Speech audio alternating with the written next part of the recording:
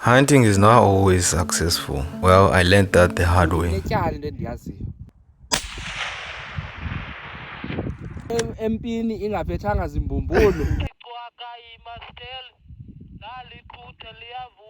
With all that being said, at least the best part is meeting new people. But there's a few things that shock me that I don't understand. What are they for and what are they used for? But with all that being said, back to PE, where I had a few things that I had to sort out before. Before I even mention anything about hunting, there's something that's deep in my heart that I need to face. And not only face, but accept it as being it is and not what was. The process of accepting loss or whatever damage that you've suffered. Yes, the animals there was a larger number of them. Now it's a very low number that it's almost depressing to such an extent that you would work so hard to build up so much animals, and then just one night one thing happens and you're back to almost zero, but not.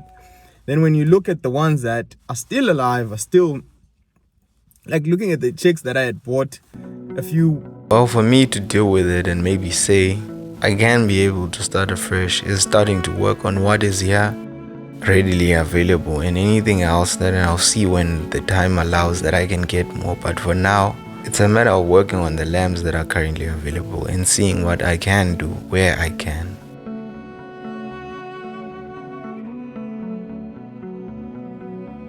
Working with what you have, and the rest will come along the way or down the road. We'll see what comes down the road. But for now, let's just I have to just look at these ones that are available at hand and any other thing. With all that behind me, you would say I'm relieving stress, yes, to some extent, but also preparing for what is yet to come. After securing the date for the hunt, what's expected out of me apart from making the shots, but do I need to be in tip-top shape? And that's exactly what I'm doing. Because they've told me not once or twice that it's steep mountainous country and it needs you to be physically fit, but at least I can live today or tomorrow. I could say it's final now that there is a hunting trip this weekend, but I'm not sure if this morning or the following morning, but definitely this weekend I'm hunting. That signals one thing: preparations, pre-packing, packing everything in the car and head out.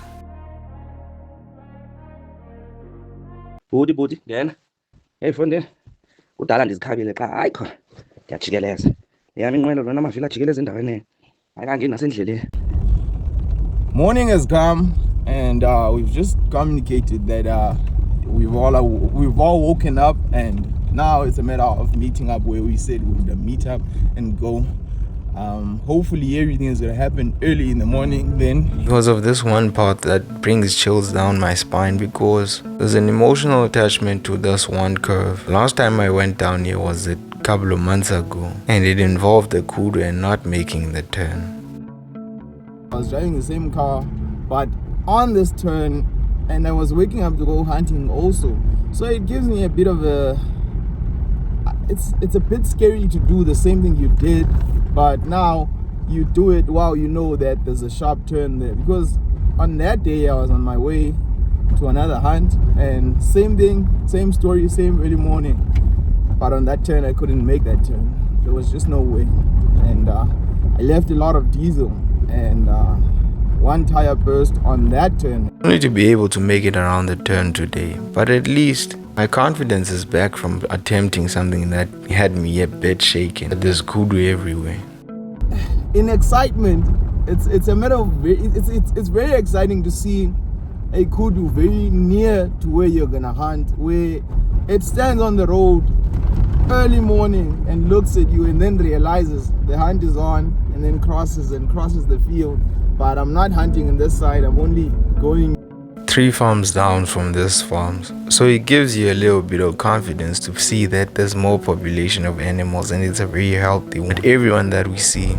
So while on the stop and go, they already say we need sausage, we need this and that. But how can you want sausage even though we've not hunted yet? And upon arrival, it's the slow meet and greet, but the one question remains: are you ready for the mountain?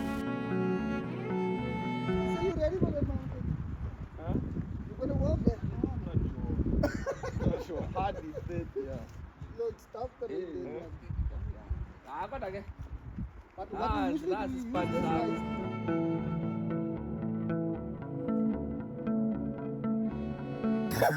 Uzotsho ngicacela nje uba ikhona ingxaki. hayi makuvele ingxaki kusekele ungathi inyamakazi inyama imile phaa isithi ndifuna ugoduka Uma ungayigoduka. ungayazi.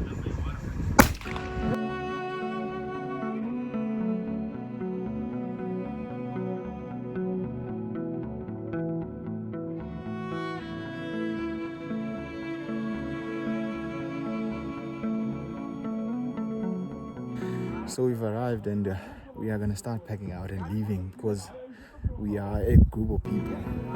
So it turns out this chair is used particularly so that you can relieve yourself and instead of grabbing bushes.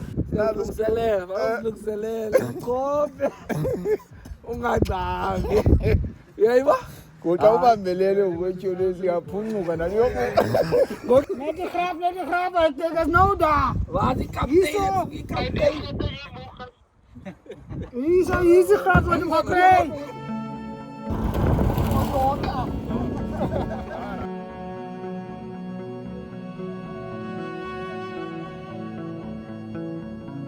Just before entering, I spot two pigs in the thicket.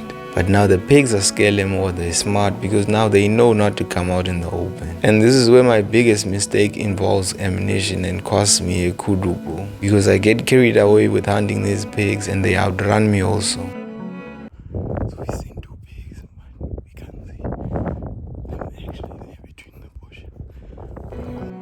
And the pigs make it seem like their heads are looking toward the mountain, but they make a quick circle around me and going straight up a hill. In the open, but now only when I realized that they're going up there. It was almost too late because it doesn't help injuring a pig. You'd want to shoot a pig where you know you're going to drop it down then and there. So by the time I set up, they're already over the hill. You guys. On the dam. So the chances that side to shoot something is bigger than this side. Okay, let's go to the road. Yeah. Just tell him to pick us up. So now when we walk towards the dam, as they say we should wait for the kudu being driven down, we notice that there's pigs also on the dam. So we see two pigs near the dam, but Now remember, I mentioned that we are chasing pigs, and then also secondly, I had only loaded 5 bullets on my magazine and left for the pigs. So with me, the total ammunition that I have is 5 cartridges.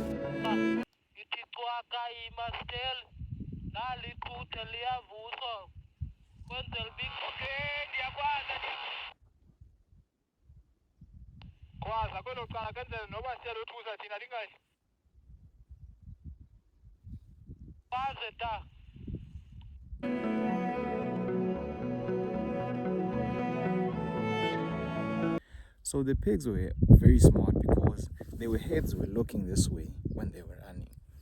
So when I see them running up this way, I decide, you know what, let me go this direction. I'm gonna see them across this side.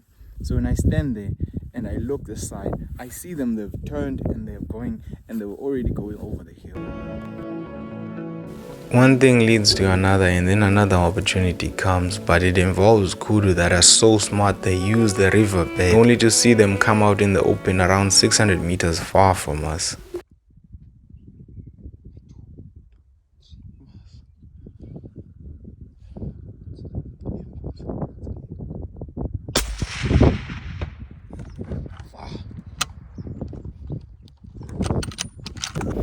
Huge kudu ram. Just saw him. I was going over the hill. And I pulled the trigger. After listening to the first shot sound on the body, I had thought by the time I get over the hill, I'll find the kudu laying somewhere or needing a follow-up shot, but only to my surprise, the kudu are still running across the hill at almost 800 to 700 meters in prediction.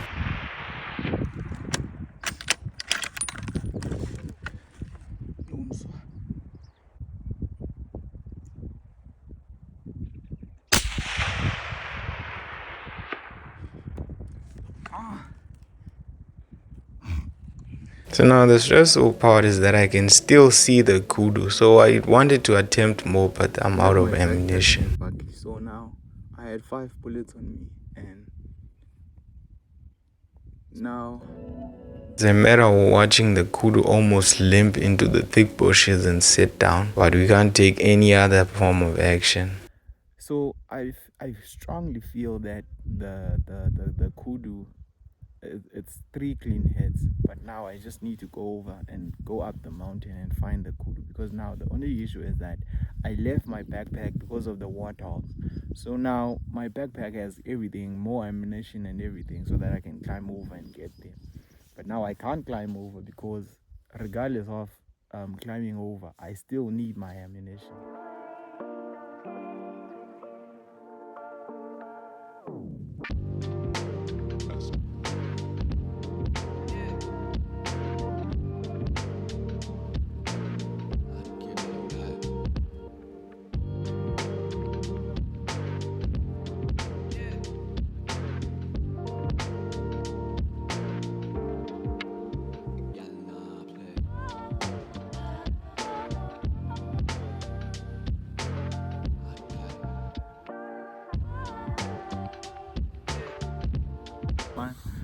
So it's a matter of trying for the second time, and the beaters are gonna come from the other side and just make noise and drive them this side, but hopefully.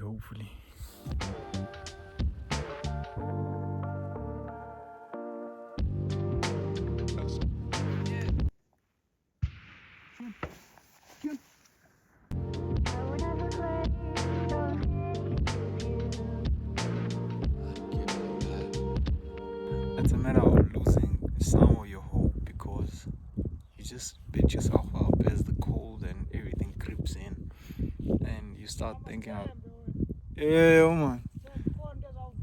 And you start beating yourself up about the shots that you took, but you can't be sure as the distance was so far.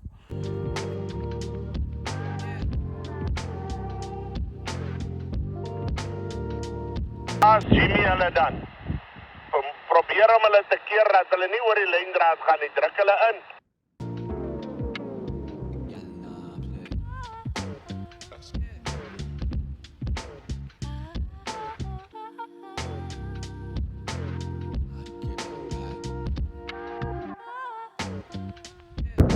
I don't think there's anything more that can happen now, because it's very cold.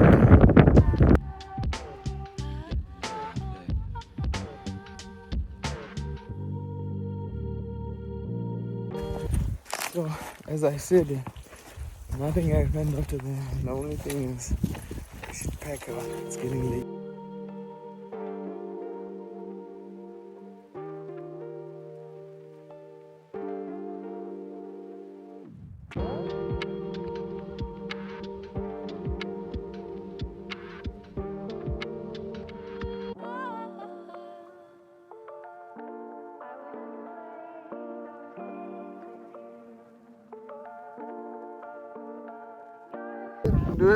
Spinda asikho sawutyiswa ke.